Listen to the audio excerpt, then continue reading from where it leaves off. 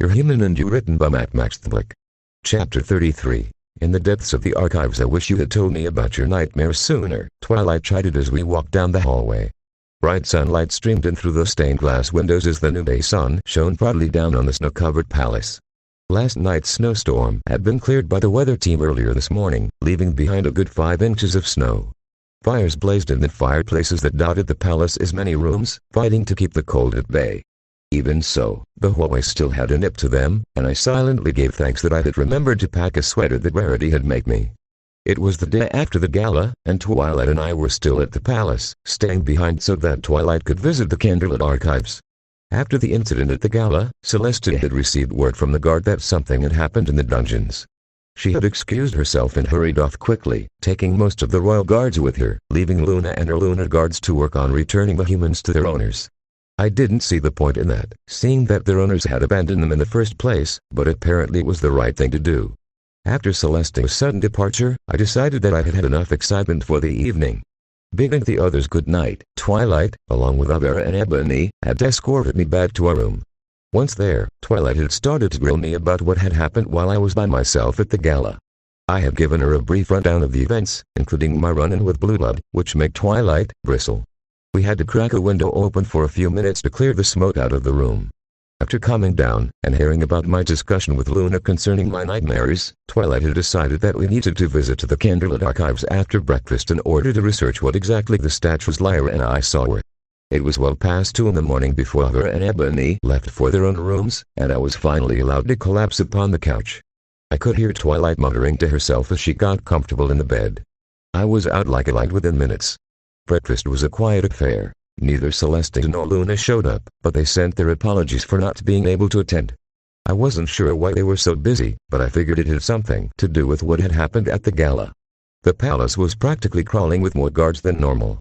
When I asked Twilight why that was, she just shrugged and said that maybe it had something to do with what happened to the humans at the gala.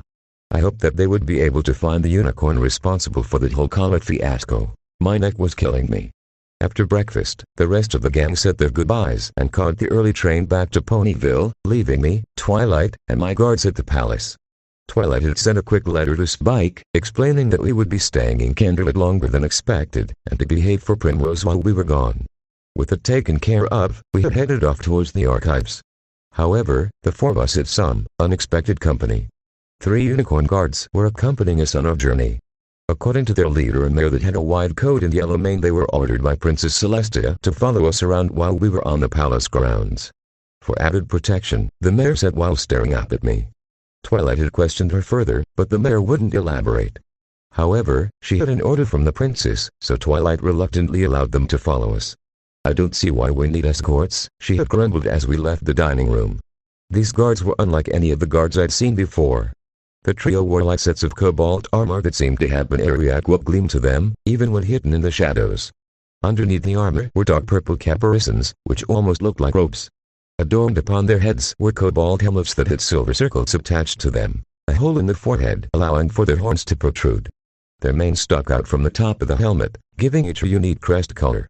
The back of their armor bore the same emblem as Ebony's dress uniform, the symbol of a fireball with a silhouette of a unicorn's head inside. Upon questioning why they had the same emblem, Ebony had explained to me that it was the insignia of a group of guards called the Battle Images, which she was a member of. Basically, she had said as we walked down the hall, we are part of the magical branch of Candlelit's defense.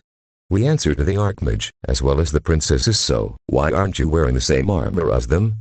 I had asked. It actually looks kinda cool. Ebony had just given me a sheepish smile while she blushed. It's back at the library, actually, she explained, chuckling. Primrose has been making some modifications to it over the past couple of days. Say what you will, that mare is a natural when it comes to ironwork. I asked her about the modifications, but she just shook her head, smiling. It's a surprise, Twilight, and I led the rest of our group down into the archives. Avera floated lazily through the air, her eyes slowly scanning the hall for anything out of the ordinary. Ebony walked with the Battle Images, chatting softly with one of them, a dark stallion with a light green mane. I knew you weren't sleeping well your first few months here, but I thought it was due to stress. I didn't realize it was that bad, Twilight continued as we rounded a corner. You should have told me. I didn't realize that dreams were so important here, I signed with a shrug. Back home, they didn't hold that much power. Of course, dreams are important here, Twilight TSKED, shaking our head. They have the special mystical power. Why else do you think Luna would need to patrol them?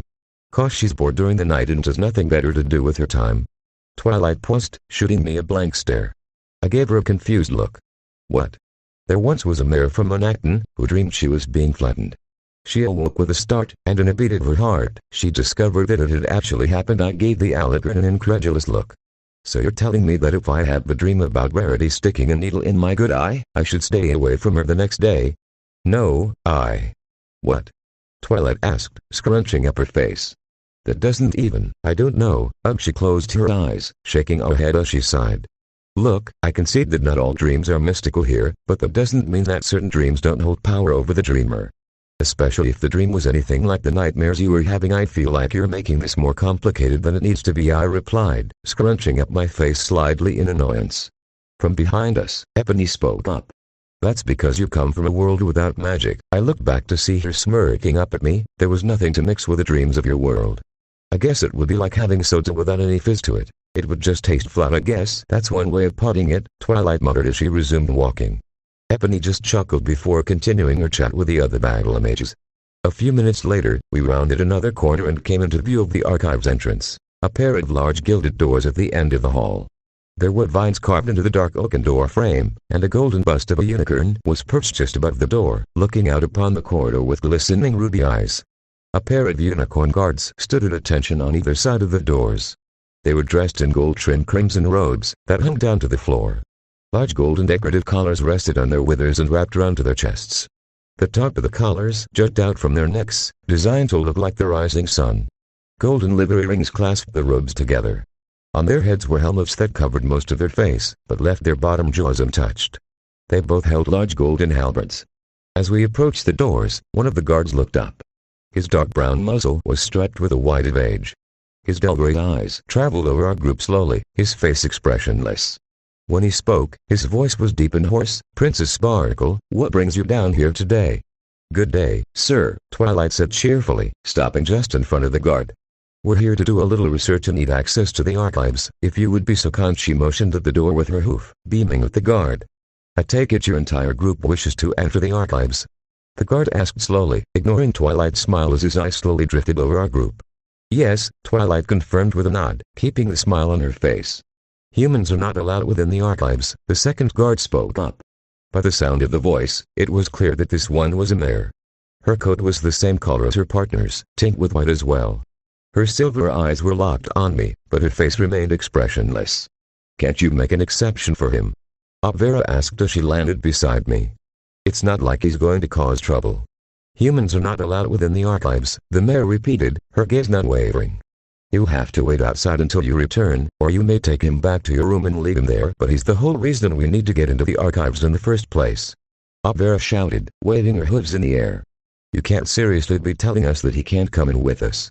Why do you want him to enter with you? Asked the male guard, turning his dull eyes to the black Pegasus. Humans can neither read or understand. I doubt that he will be of any use to you in there. But Max isn't like other humans, Vera growled. He's as intelligent as a pony. The moment those words left her mouth, both of the guards' gazes locked on me. I winced, a drop of sweat trickled down my neck as they both stared at me intensely. As if sensing my nervousness, Twilight stepped closer to me, leaning her shoulder against my leg.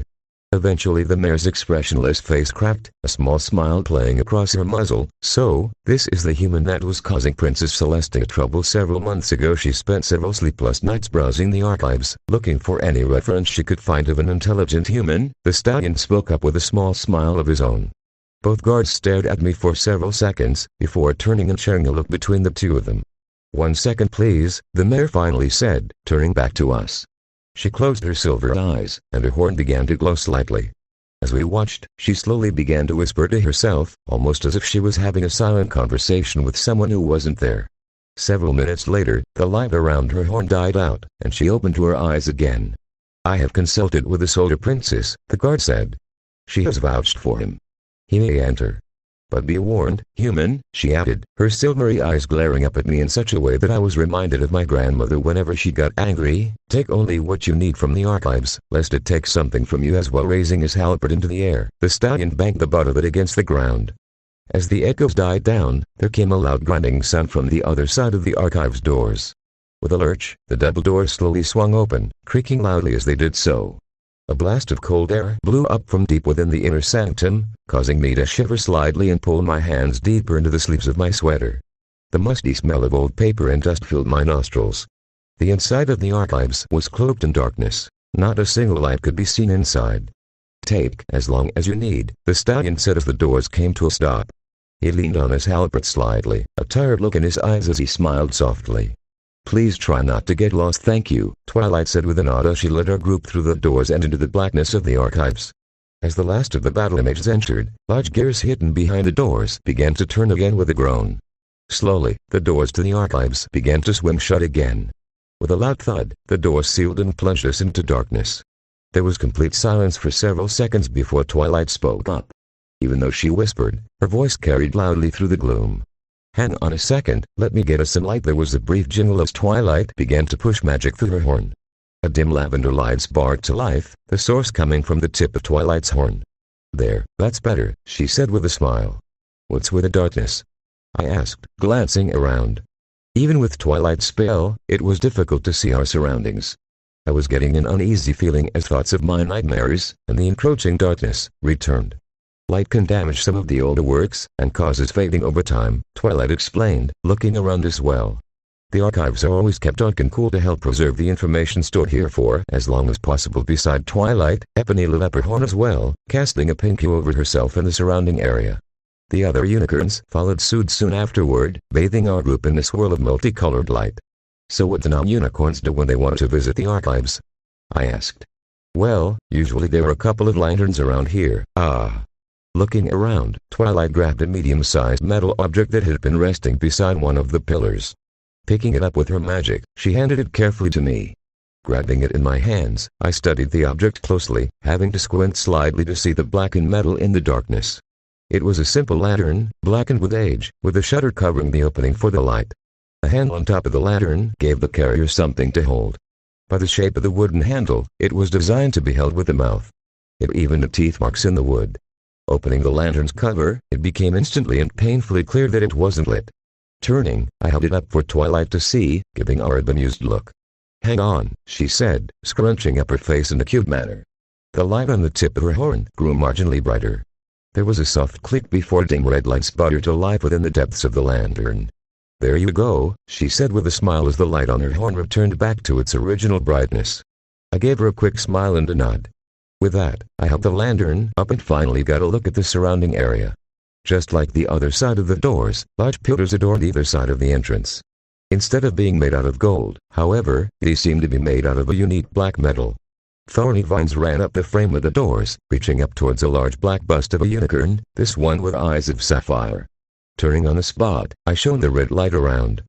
Our group was in a small circular clearing just on the other side of the door. Several small chairs and tables rested around a motif of what appeared to be the night sky, with several strange symbols carved amongst the stars. Just on the edge of the reading area, the rows of bookshelves began. At first I thought it was just the darkness playing tricks on my eyes, but as I took several steps forward, my eyes widened when I saw that wasn't the case. "My God," I thought, exhaling softly in shock as my head craned backwards. "Those are huge." Each of the surrounding bookshelves were at least 12 feet high, the tops of them disappearing into the darkness above us. Each shelf was packed full of scrolls, books, tomes, journals, and other countless pieces of information. The shelves ran down several aisles, the ends of which disappeared into the gloom. "Come on," Twilight said beside me, snapping me out of my daze. She started forward, her lavender light cutting into the darkness as she delved further into the archives. "Let's get started." "Where will we even get started?" I thought, looking around at the bookshelves as I followed after her. The clop of hooves filled the air as our group moved forward. As we walked, I sidled up next to Twilight. "So, what was up with the guards in front of the archives?" I asked, awkwardly looping my arm through the lantern's handle so that I could sign.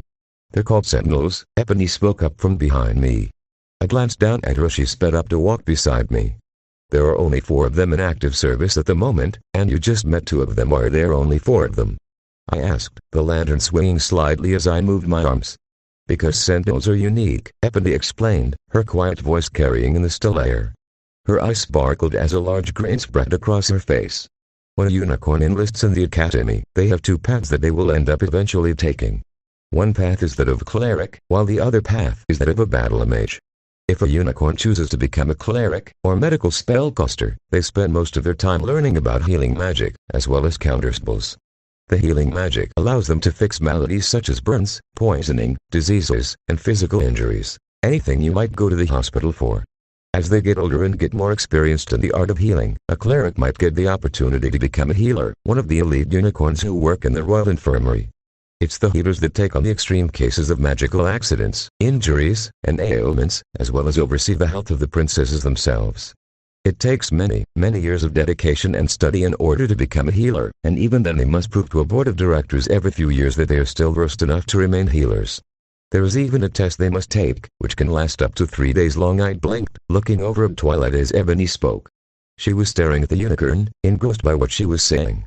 On the other side of the spectrum is the battle mages, Ebony continued. We focus most of our time and energy into learning about offensive magic, as well as training with actual weapons and deep meditation. While we can be versed in many different forms of magic, most battle mages choose one particular type of magic to train solely on. Fire, water, ice, wind, earth, and energy are usually what they are good at. For instance, just like my cutie mark indicates, I focus solely on plant-type magic, Ebony said, motioning with her head towards her flank, on which was adorned a picture of a black rose surrounded by a cloud of pink-colored magic. Battle mages have ranks, same as the other branches of equestrian military. As we get older and gain more experience, we can rise through the ranks. I think I get where this is going, I signed, wincing as the lantern slapped against my hip. Ebony just nodded, a smirk on her face. I figured you'd catch on, she said. Much like with the clerics, once a battle mage has enough experience, they have the chance to become sentinels. Unlike becoming a healer, however, becoming a sentinel is the ultimate honor for a battle mage. As she spoke about the sentinels, Ebony got a dreamy look on her face. Why is that? I asked, confused. Don't both sides work just as hard for the same reward? Blinking, Ebony shook her head before replying. That may be the case, she said. But there can be any number of healers running around the Royal Infirmary. However, there can only be 4 sentinels at any given time. It's a tradition that has been passed down since the first sentinels were chosen over a millennium ago. Princess Celestia chose 2, and Princess Luna chose the other 2. When one of the sentinels passes away from old age, or is killed by other means, there is a week-long period of mourning before the next one is chosen. There are rules, however, for deciding who may become a sentinel. The battle mage must be over the age of 70, must have a clean record, and must have passed a psychological exam. Once a candidate has been chosen, the decision is voted upon by the remaining sentinels, the princesses, and the archmage. Should the candidate receive the majority of the vote, they become a sentinel, and the only ways to be relieved of the title are to lose their ability to use magic, no longer be able to perform their duties, or die. So, you're telling me that those ponies we'd pass to get in here were the best of the battle mages? Exactly, Ebony said with a large smile and a nod. And it is that reason that Princess Celestia entrusted them to keep all the knowledge locked within the archive safe. That seems like a waste of talent, I signed, cocking an eyebrow. Given the knowledge that could be buried deep within the archives, it's probably a smart choice on the princess's part, she said with a shrug. I hummed thoughtfully as I returned the lantern to my hand. We walked in silence for several more minutes after that. I sighed in relief as I saw the end of the bookshelves come into view. Thank God we reached the end, I thought, a smile on my face. There are a lot of books here, although I thought there would be more about Twilight's description. I trailed off, the smile slowly falling from my face as something new emerged from the darkness as we neared the end of the aisle. Is that a railing? Sure enough, emerging out of the darkness was something that looked like a railing one would use on a set of stairs. There was several feet between the end of the bookshelves and the railing. It almost looked like another reading area. Confused as to why the railing was there, I approached it hesitantly. As I drew nearer, it became apparent that there was more railing than I had originally thought. It ran along the length of the floor, disappearing into the darkness on either side of me. As I reached the railing, I saw there appeared to be something on the other side. Raising my lantern higher, I tried to get a better look, but the light wasn't strong enough for me to see.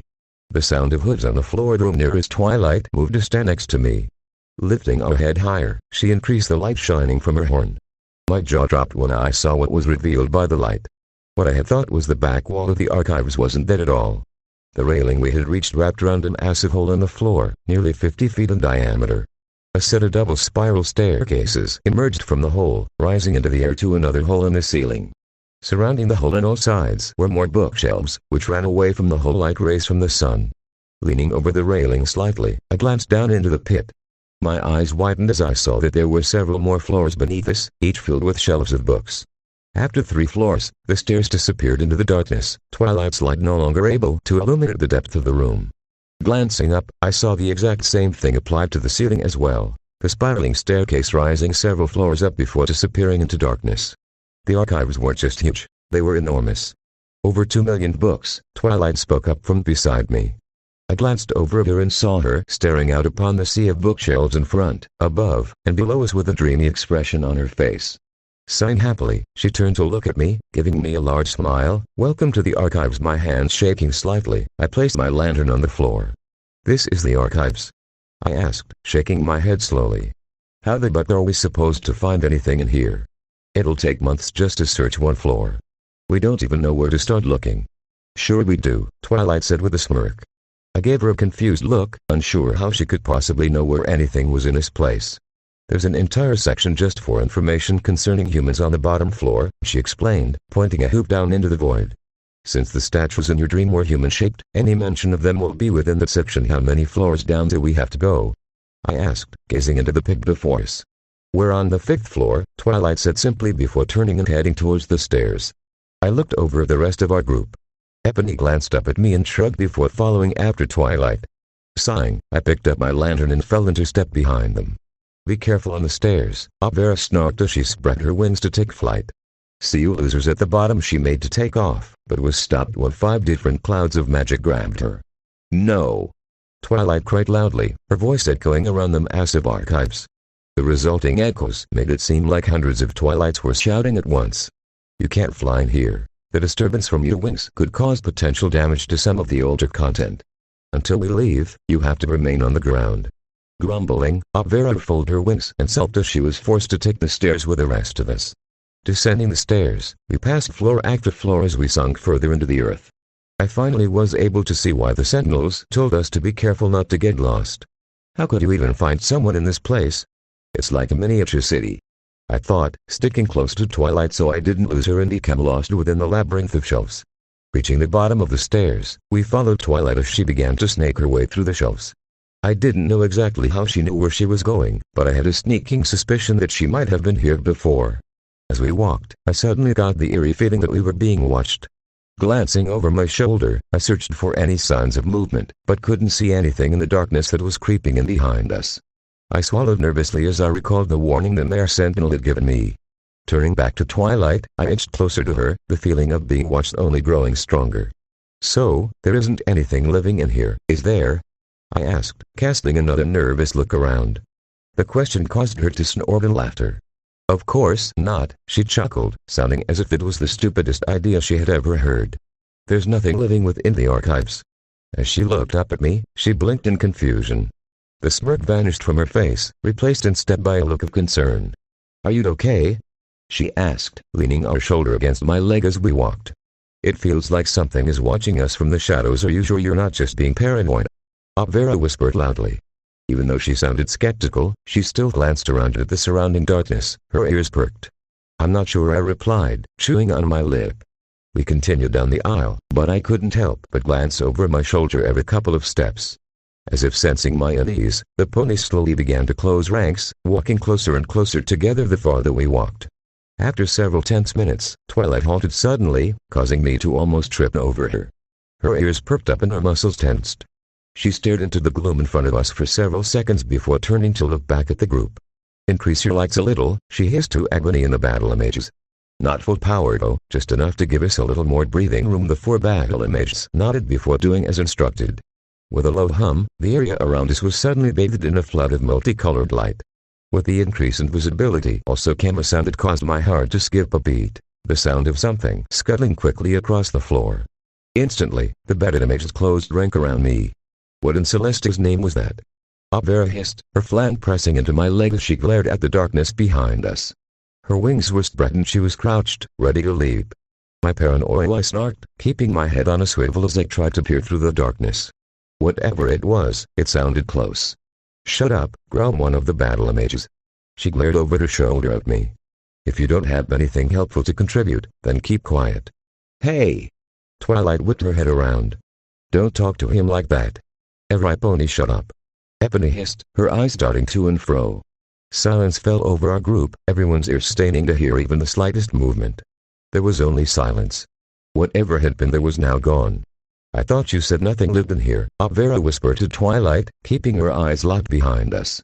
Nothing's supposed to, Twilight replied, her wings trembling slightly. The only creatures allowed in here are those that the Sentinels have let in. Nothing could have gotten in without them knowing. There's a spell placed upon it that will alert them if anything enters without their permission. Could it have been another pony? I asked. There was no way that was a pony, the stallion battle image said tensely. That didn't sound like hers.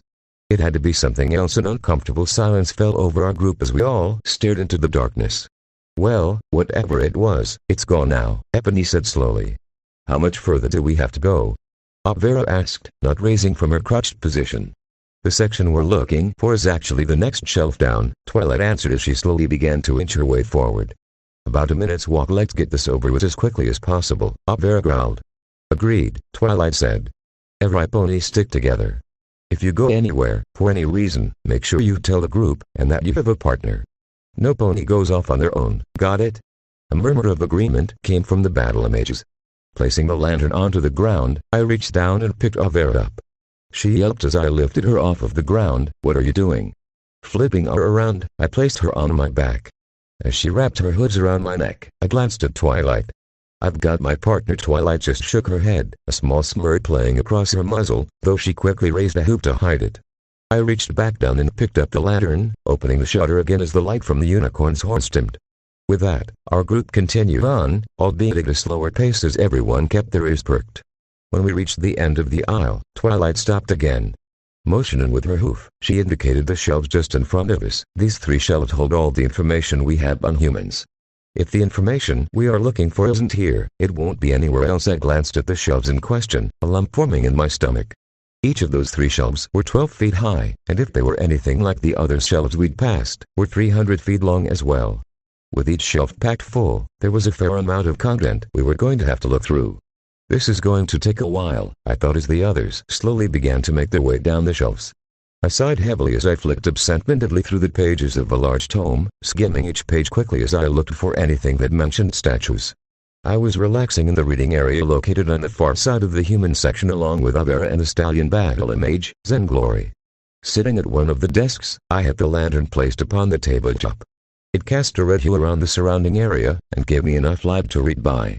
It had been nearly 6 hours since we had ventured into the depths of the archives, and we had yet to find anything at all related to the statues in my dreams. Despite the massive amount of books related to humans, most of them were just the same information repeated by a different author. Another difficulty we were running into was that most of the information was old, meaning that much of it was, well, hey, Avera called out, flipping through a book of her own as she lounged in a chair. Did you know that it was thought that if a male human mated with a pony mare while she was in heat, she would become pregnant with a human-pony hybrid? Any other time and she didn't have to worry. That's ridiculous, Zen snorted, rolling up a scroll with his magic. No pony's thought like that in years. What are you reading that gives you that information? The book if I know, Avera snickered, closing the book with a snap. Glancing at the cover, she snorted before tossing it onto the growing pile of rejects. Some book called The Mating of Humans and Ponies by Aged Mind. She had an aged mind, all right, Zen chuckled, picking up another scroll. Probably had a touch of dementia. As well as I reached the end of the book, I closed it with a sigh. Leaning back in my chair, I rubbed my eyes as I fought back a yawn. I glanced over my shoulder as the sound of approaching footsteps reached my ears. Any luck? Twilight asked as she emerged from the darkness, her horn bathing the reading area in a lavender glow. She had a stack of books hovering beside her head. Ebony trailed behind her, holding a smaller stack. Nothing, I signed, shaking my head. Hey, Twilight, Avera said, still snickering. If you want some human-pony hybrid foals, just have Max here bump uglies with you when you're in heat. Her laughter increased as Twilight blushed furiously. Glaring at the Pegasus, Twilight placed her stack of books onto the desk in front of me. Yes, well, dated information aside, hopefully some of these might hold what we're looking for. As Twilight settled down into the chair next to me, I picked up the book on the top of the stack.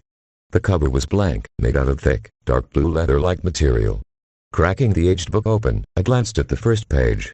Journal CCCXCIV apostrophe of star swirl, I read as I scratched my beard. Grabbing the yellow pages, I turned them gently and began to sift through the content. About halfway through the book I found something that looked interesting. It was during the expedition to the Lonely Mountain when we first came in contact with the creatures that Princess Celestia of the Solid named humans. I was a member of the team dispatched to the mountain in order to observe and catalog the different fauna and flora located there. The Solar Princess was interested in moving the capital and wanted to make sure that there was nothing dangerous that might be a threat to her ponies. 9 of us left from the capital, heading off into the wilderness. 3 Earth ponies, 3 Pegasi, and 3 unicorns, including myself. I feel that I must mention that amongst us, only 4 were actually ponies of science. The other 2 unicorns, myself, and 1 of the Earth ponies. The others were a mixture of both the diurnal and nocturnal guards. I know not why I agreed for them to come with. We would be faster on our own. I fear that these imbeciles might accidentally kill any living specimens of a new species we'd find. They tend to think with their stallion hoods more so than with their brains. Each wishes to score the next big kill to impress them they're back home. I haven't the heart to tell them that isn't what mares look for in a stallion. Their eager smiles are too much, and I simply let them think what they wish. Stallions will be stallions. That occurrence, however, did not come to pass. During our trek to the base of the mountain, we ran across neither new species nor unexpected circumstances. The only issue we encountered is hardly worth mentioning, a simple rainstorm that was easily banished by the pedesy of our group. One particularly hot-headed nocturnal guard, a pink-coated mare named Firefly, boasted that she could clear the skies in just under 10 seconds. I was skeptical at first, but after witnessing her brilliant display of acrobatics, I can safely say that the mare can back up her boasts. She is possibly the fastest Pegasus I have seen to date. It also helps that she is quite loyal to our expedition and its crew. Anything I ask her to do, she does without question, although I have yet to keep her attention during one of my explanations. I feel that she finds joy more in flying than science. Not that I hold it against her. Each pony has a different love than the next. My heart is for science, hers is for the sky.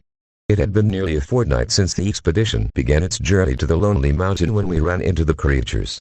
Trapped halfway up the mountain, stranded upon a narrow path, we were hit by a massive ice storm the likes of which not even Firefly could clear. We were forced to take shelter within a shallow cave, barely protected from the elements. It was as we huddled together, trying to keep the warmth within our bodies, that we discovered them. Having been shoved against the back wall of the cave, I noticed that the rock began to shudder slightly and a soft echo came from the stone. I tapped a hoof against the rock and got the same response. Working on instinct, I immediately ordered one of the earth ponies to turn and butt the back wall. My hunch was correct. It crumbled instantly, creating a hole in what was revealed to be a thin rock wall. Through the hole, we could see a tunnel that descended into the depths of the mountain. Looking to relieve ourselves of the ice and cold, we ventured into the darkness. I was leading the group down into the tunnel with my illuminated horn. After several minutes of descent, we came across a small cavern, possibly 20 hoods wide by 20 hoods long, and 30 hoods high. The strangest thing about this cavern, however, was the fact that it appeared to not have been made naturally. Something had carved this cavern from the stone, possibly to have made a den of some kind. When I voiced that idea to the rest, they grew uneasy. Whatever possibly needed a den of this size, we had no clue. It wasn't a diamond dog burrow. The lack of gems was a clear sign. So what in the name of the maker had made it? We got our answer a few seconds later. As if drawn by our mere presence, the owner of the den returned. The ground shuddered beneath our hooves, causing most of the guards to jump back, raising their spears.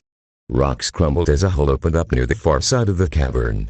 A claw-like appendage appeared, grasping at the stone as the creature pulled itself up into the cavern.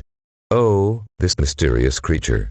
It was like nothing I had ever seen before. It looked like a cross between a diamond dog and minotaur, but even that did not do justice to describe it. It was a tall being, standing on 2 legs as tall as the Solar Princess, if not higher. It had a long, shaggy mane of brown hair atop its head and around its face. Small beady eyes surveyed us with animalistic curiosity. Its body was nearly bald, a thin layer of hair covering its pale flesh. I could now see that what I had first mistaken as claws on the end of its arms were actually much too blunt to bear that name. I believe the correct term would be fingers, if I am to base them off of the minotaurs. From the look of its genitalia, I was positive that this specimen was male. A very healthy male, at that. After studying us for several seconds, the creature let out a loud chirp, turned and crouched, digging its claw-like appendages back into the dirt. With speed surprising for such blunt appendages, the creature burrowed into the rock, disappearing from view as quickly as it had appeared. Snapping the rest of the group out of their shocked stupor, I ordered them to follow that creature, but to bring no harm upon it. Firefly was the first one down the hole after it. We followed the creature for what seemed like hours, descending deeper and deeper into the depths of the mountain.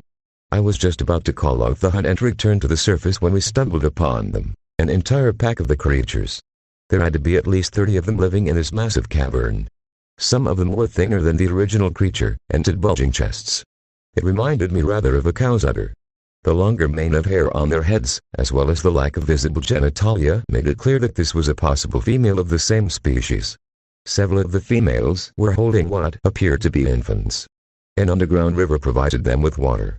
I don't know what they were doing for food, but they all appeared healthy. Or as healthy as a new species could look.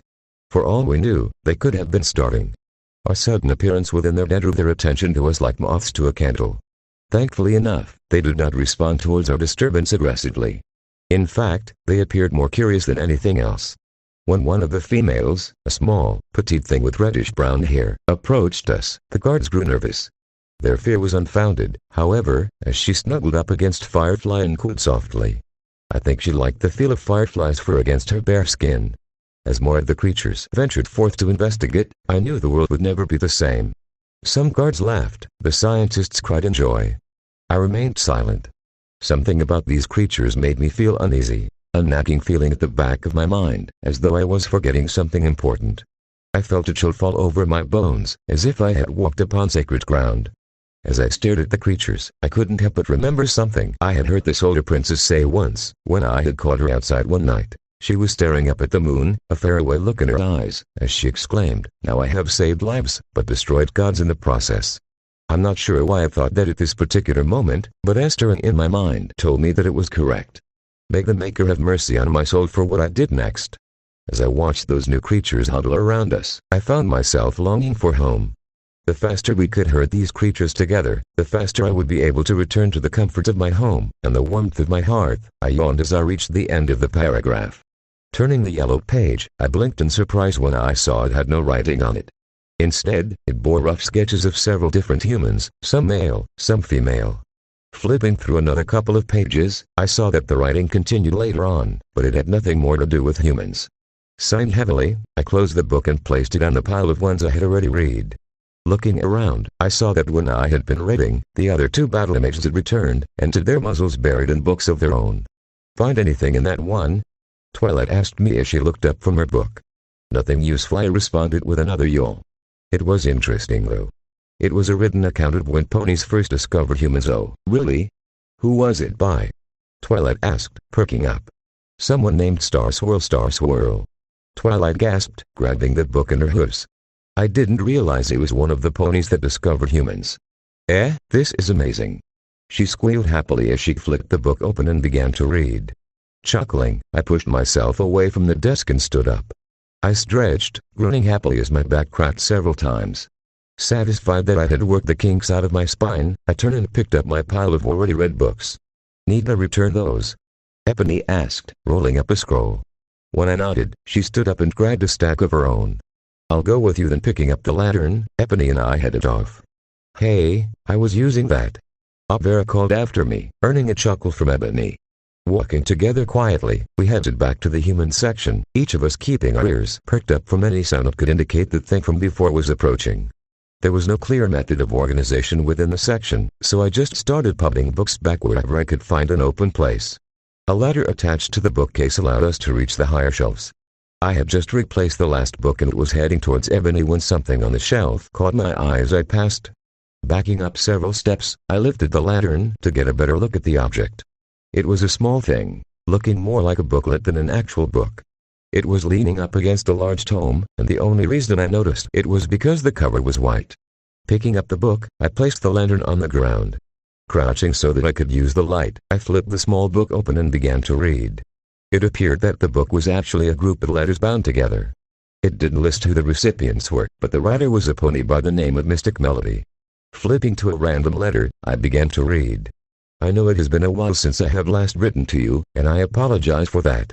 It was not by my own choice that this came to be, but I take responsibility for it nonetheless. When I first heard of what the expedition team had found during their journey to the Lonely Mountain, I could not believe my ears. When I first saw one of these so-called humans in real life, well, let's just say that I know not what fascination ponies find with these humans, but I could have done without them.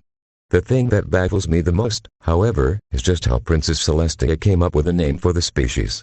I don't know how she knew what human means, or where she got the name from, but it oddly fits the creature. Now, for the real reason I am writing to you. Today I witnessed something that downright befuddles me. In the market, I saw a pony attempt to seduce a lone human, possibly a wild one that had wandered into town. They've been becoming more and more common in the wild for some reason. Anyways, while she was trying to seduce the human, it suddenly grew aggressive and attacked the mare. By the time the guards had arrived and taken care of the human, despite the ability to get through the mountain, a simple spear to the neck is enough to kill them, the mare was already dead. Do you know what ponies did after seeing that horrific display? All those ponies who claim that humans would make great pets. They said that it was simply a misunderstanding between the human and the mare. A misunderstanding. The creature can't even understand us. How can there be a misunderstanding? What is it about these creatures that brings such appeal to ponies? They are aggressive creatures. I don't care what Firefly has to say about first contact, and I don't care how awesome that female human-verse is. They are aggressive and violent creatures, and there's no way to breathe that out. They eat meat for Maker's Sokka. All it would take is you forgetting to feed them once and then you'd be on the menu. You don't see the nobles clamoring over each other to get Manticore as pets, so why are they fighting tooth and hoop for the best humans? If it weren't for the fact that they appear to have no magic attuned to them, I would believe that they had the ability to brainwash ponies. They're aggressive, they eat meat, they destroy any household by beginning to dig into the earth. You can't even train them. They do not respond to any orders, they do not understand us, and they show no interest in learning. A dog has more intelligence than the humans. The only saving grace they have is the fact that they appear to be great at pleasing a mare, and I don't even want to know what possessed the first mare to try that, or why it spread so quickly. I had a mare in the market tell me I should try it, because apparently I looked stressed. I proceeded to chew her face off in front of every pony, and the worst part is I couldn't even tell a night pony why I responded the way I did. Sometimes this curse condemns me to a darkened world of despair. Anyways, I must change the subject before my emotions overwhelm me. I was talking with Sunbeam the other day, and she told me that she was. Twilight blinked in surprise when I tossed the collection of letters down in front of her. Before she could ask me anything, I flipped it open to the letter I had read and pointed at it. Leaning forward, she began to skim the page, her brow furrowed in confusion. Reaching the end, Twilight glanced up from the page, a mystified look on her face. What was it I was supposed to see again? The others were now gathered around the desk, each trying to get a look at the small open book that I had brought back to show Twilight. The way she described humans I signed, trying to hold in my frustration. How can she not see this? It's spelled out quite clearly. What about it? You told me that humans could be trained, such as what Applejack does, I replied before pointing at the book. The author stated that humans can't be trained. What does that have to do with anything? Opvera asked, rubbing her temple with a hoof. We're trying to find any information about those strange statues, not on how humans behaved hundreds of years ago. Humans went from not being able to be trained, to being able to be trained. There has to be something going on. Yeah, it's called selective breeding. Epony chuckled, stepping back from the desk and stretching. Any human that showed signs of listening were more likely to be bred by breeders than those who were more wild. That, combined with the use of positive and negative influences, allowed for us ponies to domesticate humans. These letters appear to have been written over 900 years ago, so it's probably safe to say that back then it was harder to train humans than it is now, due to the lack of experience. Plus, by the sound of things, I think this mare didn't like humans that much, so this is probably a bit biased, she added, eyeing the small book. I turned to Twilight, looking for help. Please tell me that you don't think the same thing I signed, giving her a small pout. You have to see that something strange is I have here. Remember that weird human in Candlelit? You said he wasn't acting like a typical human. Something has to be affecting them. Twilight just yawned, her tongue poking out of her mouth in a cute manner as she stretched her wings. What I think is that it's about time for us to get going, she said, wincing as her wing popped softly. We've been down here for a while, and none of us are having any sort of luck finding anything about those statues. Max and Lyra saw as the others mumbled in agreement. I shook my head, sighing in disgust. So we're giving up? Just like that? Opvera asked, cocking an eyebrow. She glared down at the large pile of books in front of her. I had to read all of these for nothing. Twilight shook her head, chuckling as she began collecting books. No, we aren't giving up. Even though we found nothing here, we've still got one more source to check out. Really? Epony asked, cocking her head to the side. What source is that? When we get back to Ponyville, we'll be paying Lyra a visit. Hopefully she will be able to shine some light on this great, Vera grumbled, crossing our legs. We get to go visit the nut. Remind me to pat my arm. Gathering up the books we had been sorting through, our group slowly moved through the human section, returning the books to their shelves. With it completed, we began to make our way back towards the stairs. I wasn't sure if it was the darkness, or the still atmosphere, but I was having difficulty keeping my eyes open. Yawning loudly, I leaned against Twilight as we walked. She gasped slightly when she felt my hip press into her. Out of the corner of my eye I saw her glance up at me, a small smile on her face. I felt her lean into my hip as well as we continued walking. We stayed that way as we snaked through the massive bookshelves and up the stairs. When we finally reached the massive double doors, I closed the lantern shutters and placed it back by the pillar. Twilight knocked on the doors, canceling our light as she did so. There was a brief moment of silence before the gears groaned to life and the doors began to slowly swing open. As we stepped out into the hall and the doors closed again, a soft chuckle came from behind us. Turning, I blinked in surprise when I saw that the Sentinels had changed during our excursion into the archives. Unlike the pair before, this new pair were dressed in dark blue robes with silver trim. Their collars and helmets were silver as well, and the top of the collar looked like the moon. The halberds clasped in their hoods were silver as well, the heads designed like a crescent moon. You were in there quite a while, weren't you, Princess Sparkle? One of them, a gray mare, said, a smirk on her aged muzzle. The day has gone, and the night now reigns. Did you happen to find what you were looking for? Unfortunately, no, Twilight sighed, shaking our head. We couldn't find anything that could help us. Pity, Tsked the second guard, another mare with a dark blue coat. She looked up at me with dull green eyes. It's good to see that you're human. Heeded our warning.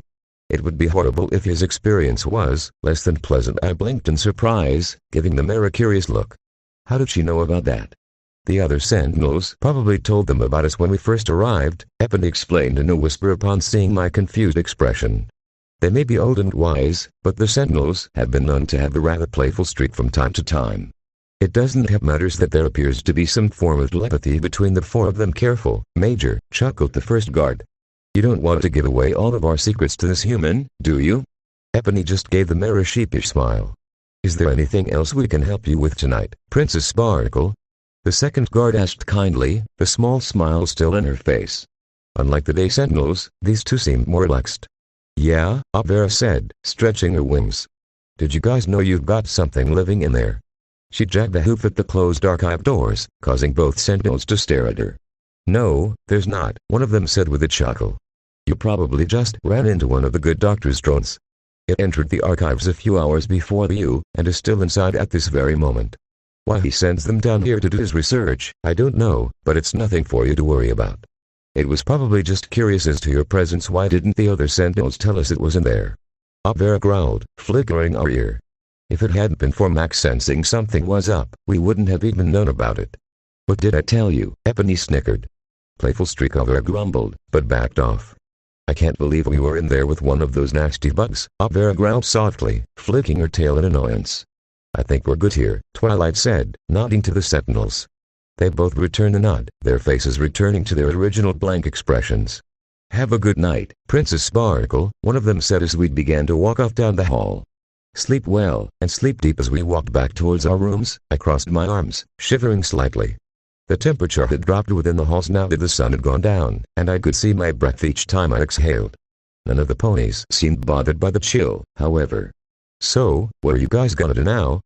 Vera asked the three battle images as she hovered through the air, happy to be able to spread her wings again. We'll escort you to your rooms for the night, Zenglory said. And tomorrow we'll escort you to the train station, as per Princess Celestia's orders. As the others chatted quietly together, I focused on walking. I was exhausted, and my neck and jaw were beginning to hurt again. I wanted nothing more than to collapse onto the couch and pass out. Beside me, Twilight giggled as I fought to keep my eyes open. Some ponies tired, aren't they? I chuckled softly, nodding my head. Well, we're almost there. Our room is just around the corner. Rounding the corner in question, I immediately ran into another human walking in the opposite direction. With a yelp, we both stumbled backwards.